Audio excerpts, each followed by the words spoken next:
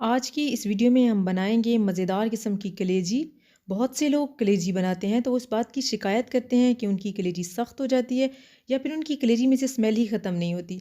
तो आज की इस वीडियो में ये तमाम चीज़ें हम कवर करेंगे। तो वीडियो को एंड तक ज़रूर देखें क्योंकि मैं आपको बताऊँगी कुछ टिप्स एंड ट्रिक्स। चलें तो वीडियो को शुरू करते हैं। यहाँ पर हमने बीफ की कलेजी ली है और इसके ऊपर हम 2 टेबल स्पून लहसुन अदरक के पेस्ट को हाथ की मदद से लगाएंगे और लगाने के बाद कुछ देर के लिए इस कलेजी को हम छोड़ देंगे। लहसुन अदरक की पेस्ट को लगाने से कलेजी की जो स्मेल है वो बिल्कुल ख़त्म हो जाएगी। आपने इसको अच्छे तरीके से हाथ की मदद से लगाना है और लगाने के बाद कुछ देर के लिए इसको रख देना है और उसके बाद हम इसको अच्छे तरीके से वॉश कर लेंगे।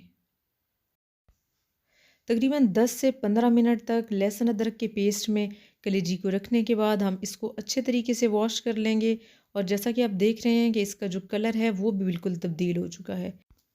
जैसा कि आप देख सकते हैं कि हमारी कलेजी बिल्कुल साफ़ हो चुकी है। आप जब भी कलेजी बनाएं इसको लहसुन अदरक के पेस्ट में तकरीबन 10 से 15 मिनट तक रखें। आपकी कलेजी में से कभी भी स्मेल नहीं आएगी। अब हम इस कलेजी के अंदर 1 कप दही को ऐड करेंगे। यहाँ पर हम लहसुन अदरक के पेस्ट और कुटी हुई सब्ज़ मिर्चों को ऐड करेंगे। हाफ़ टेबल स्पून इसमें लाल मिर्च पाउडर जाएगी। हाफ़ टी स्पून इसमें हल्दी जाएगी। हाफ़ टी स्पून हम इसमें ज़ीरा पाउडर को ऐड करेंगे। 1 टेबल स्पून हम इसमें कुटी हुई लाल मिर्च को ऐड करेंगे।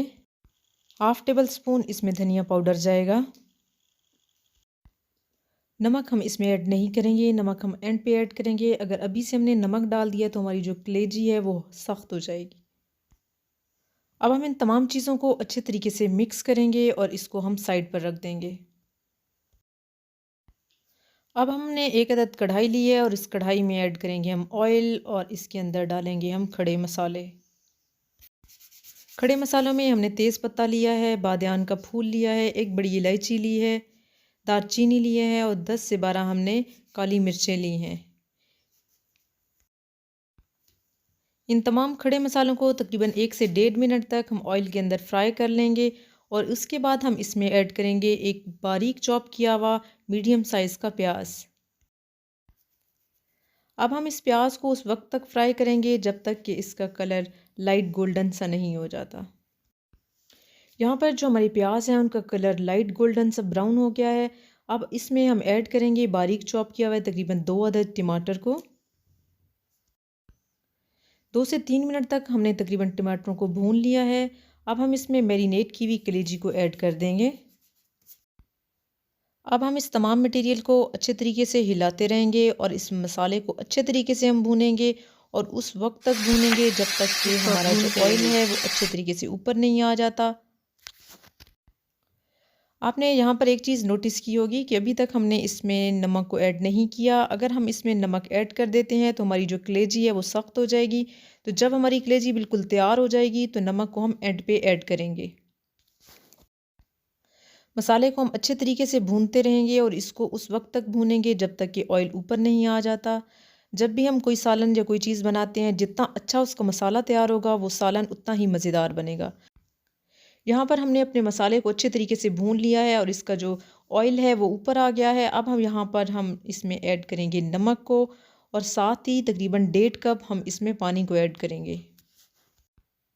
अब हम इसकी फ्लेम जो है वो लो कर देंगे और इसको ढककर कुछ देर के लिए इसको पकाएंगे।